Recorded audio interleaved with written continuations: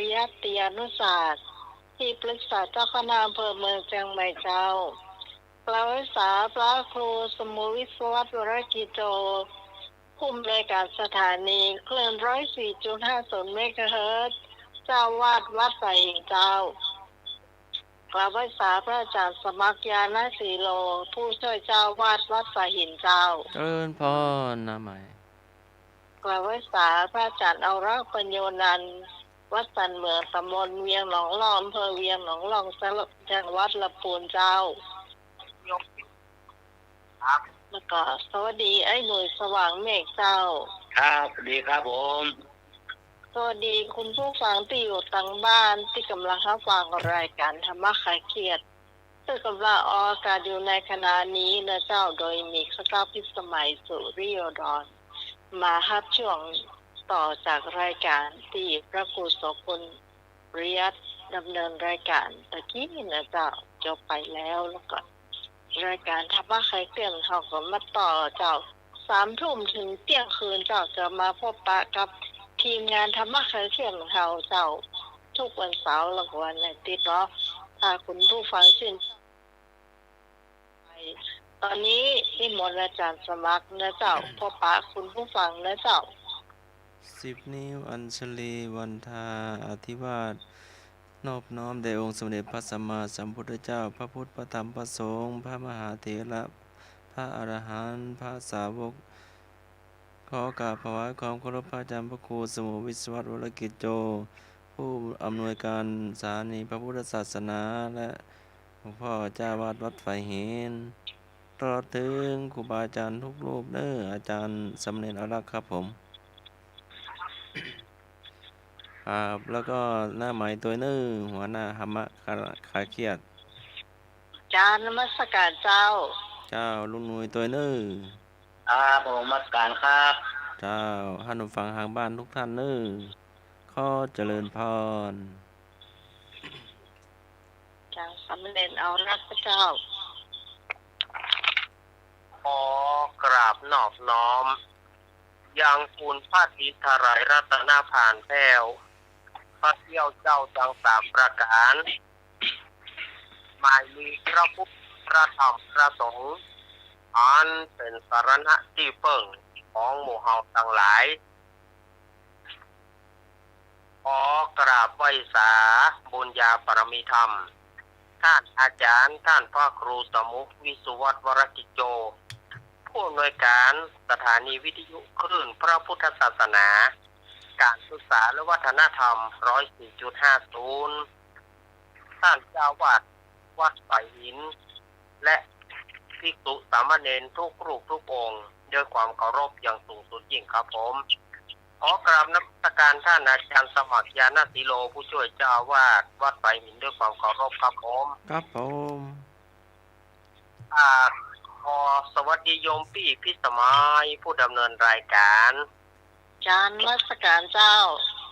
สวัสดีลุงหนุ่ยเจเนอร์ครับผมกรรมสการครับแล้วก็ขอเจริญพรคณะสัตยาญาติโยมศรัทธาสาธุชนคนดีเฮาทุกท่านมาแล้วรายการธรรมะคลายเครียดวันนี้ตรงกับวันอาทิตย์ที่9 สิงหาคมพุทธศักราช2566เดือน11เหนือเดือน9ใต้ออกกันที่วันนี้ค่ำวันนี้ก็ทีมงานธรรมะคลายเครียดมากันแล้ว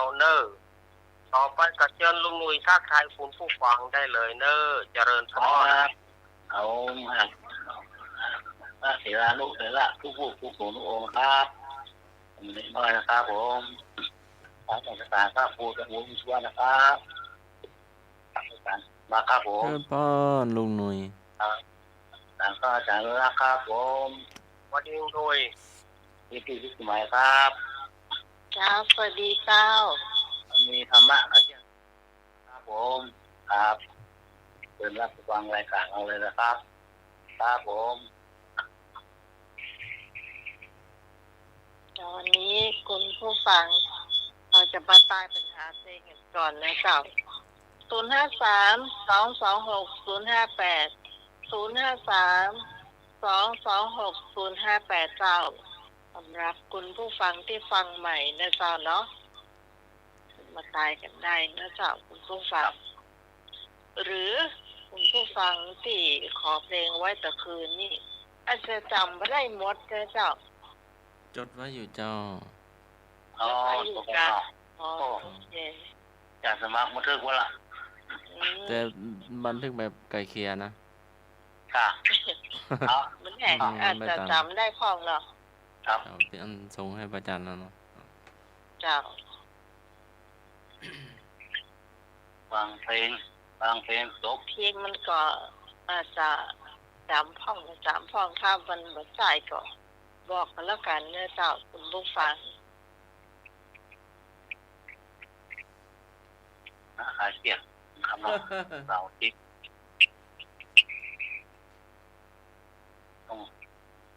สำหรับหมู่หกและเจ้าหมู่หกฟังฟังเขา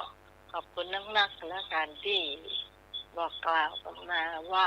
ชื่นชอบรายการนี้นะเจ้าแต่บทเดียวกันนะเจ้าเนาะห้องครับเนาะเจ้าบอกให้โทรกันนะเจ้าเนาะของมันเตมันจังเล่าของมันเล่ามันจังลืมเจ้าแต่คืนนี่ชอบเล่าเที่ยผีนักแต่นักหวายอ่ะ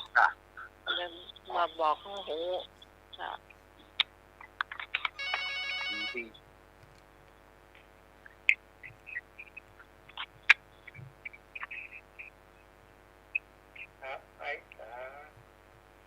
บารมีครูสมุบริจุโตตามภาษาท่านสมัครครับยานาสีโลครับผมอันนี้หลวงตาหรือสมเด็จอรหันต์ได้เอกเจริญพรได้เอกแล้วก็สวัสดีน้องพิสมัยสุริโยดอนหัวหน้าธรรมะไทยแยกครับผมสวัสดีลุงหนุ่ยครับครับผมสวัสดีครับเอกครับผมสวัสดีแม่พรพระเศร้าไอ้บุญตัดก้อมเนื้อแล้วก็ทุกอย่างทุกสายวันนี้ท้องเพลงที่ไปคืนนะขอไว้กูรักกูแค่นกูควันตั้งแก้วสุพรรณครับผมครับลูกแก้วเมียขวัญจ้ะไม่ใช่ครับกูรักกูแค้นกูครวนจ้ะครับผมไปกันนะครับแต่ว่าเยาลูกเดี๋ยวเพื่ออาจารย์หาก็แล้วกันนะเจ้าเนาะอันนี้หลายท่านหลายคนก็ฝากขอเพลงมาแม้แต่ตัวไอ้หน่วยเองก็ขอไว้เลยก็บอกเนิ่นๆเนาะถ้าพิมพ์ไปอาจารย์ก็ต้องใส่เมาส์อยู่เนาะแย่งเมากันนะ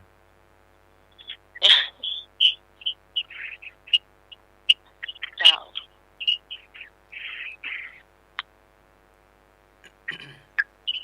มาใครเกียรติเราวันติดครับผม9 โมงถึงเต้งคืน